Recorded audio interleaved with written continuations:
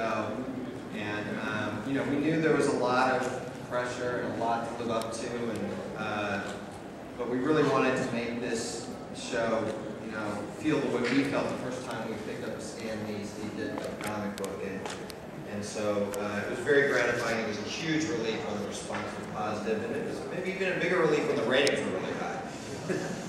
And Josh, I have to ask you, you know, a lot of people can say I am Spider-Man, but you're one of the few that can back it up. What's that been like for you? It's extremely cool. I grew up being a comic book geek and always into things like that, video games and movies, and I grew up reading Spider-Man, so it's one of those things where it's extremely exciting to be able to say that most of my friends share the same interests, and a lot of them are actually comic book industry, whether it be you know, inkers, artists, colorists, things like that. So they all think it's pretty cool. And just to prove that this is not just a job for you, what were you just telling me about your car and what people would see if they saw your car? I have a Mini Cooper, and if you guys know, they got the flat roofs, and everybody likes to put like flags and stuff on there. I actually have the season 1 poster art as this big graphic on the top of the car. My license plate is Quick, and I got Spider-Man in the back window, and I'm a huge geek. So. Sean, I think this question would be for you. You got all these great iconic villains on the show. Some of them, like Sandman, look pretty close to what we're used to from the comics. Some like the Green Goblin with little tweaks, and then someone like the Vulture is pretty big difference. How do you go about deciding who's going to sort of get the bigger changes than other characters? That's a pretty good question. Well, I know there are certain characters that I really want to take the liberty of kind of redesigning in my own kind of vision, but I know there's some characters that already look so cool as it was. I just need to kind of just update just a little bit. So I guess with Goblin, we've seen Goblin, you know, so many times as you know, in that type of design. So I wanted to kind of push it to something that was a little more sleek and upgraded. But I guess for Sandman, he just had a bunch of cool elements about his stripes on his sweater and stuff that I felt really made me feel like he's like a jailbird kind of deal. So it'd be a shame to do something like that. And for Electro, I guess as extreme as you know that I went, try to make sure that the essence was there, like the stars, you know, kind of feel, you know, from the electricity coming off his head.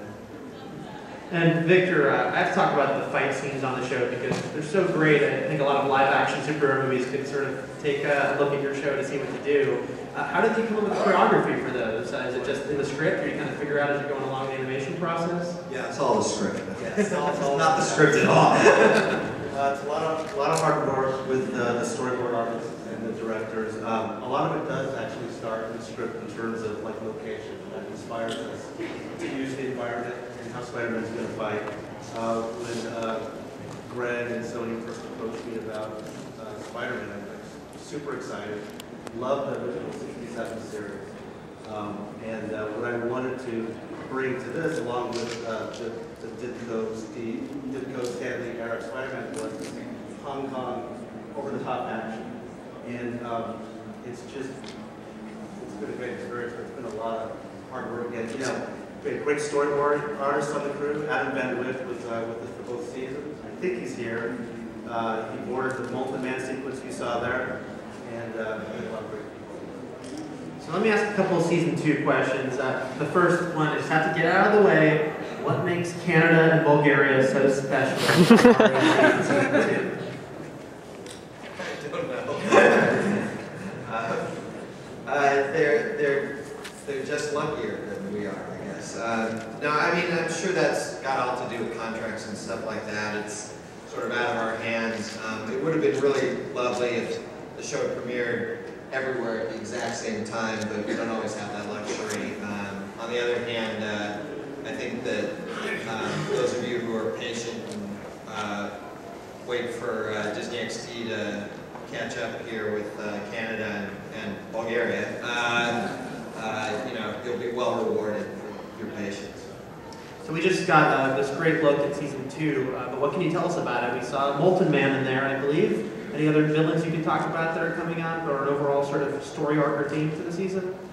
Well, we've got a lot of great villains. Obviously, we got a lot of returning villains. Everyone from, pretty much almost every villain from season 1 is back in season 2. Plus we've got Silvermane, Silver Sable, Craven the Hunter, Mysterio, the Master Planner, Molten Man, and a few other surprises that I'm not going to scoop, but I think we've got some great arcs. We've got a terrific Master Planner arc that harkens back to the early Stan and Steve stuff, both story-wise and visually. We've got a great Venom arc. We've got a Gang War arc, and Green Goblin arc ends the season, and I'm just really psyched and a little bit impatient for all of you guys to see it, frankly.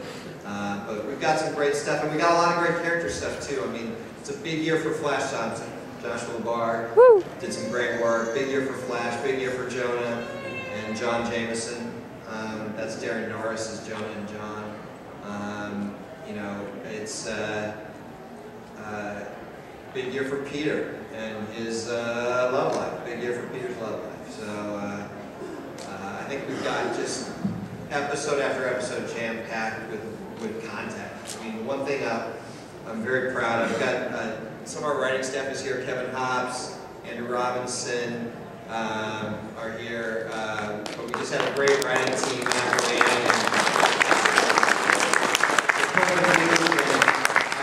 Randy, Jan, and myself, and these two guys. And one thing I'll say about the work that they all did is our episodes are just jam-packed with stuff, with fights, with action, with romance, with comedy, with drama.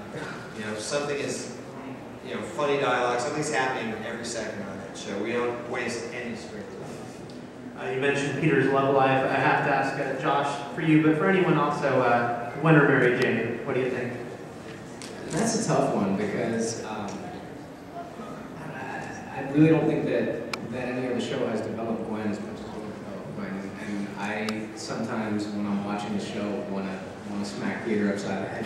Dude, like, what are you doing? She's right there.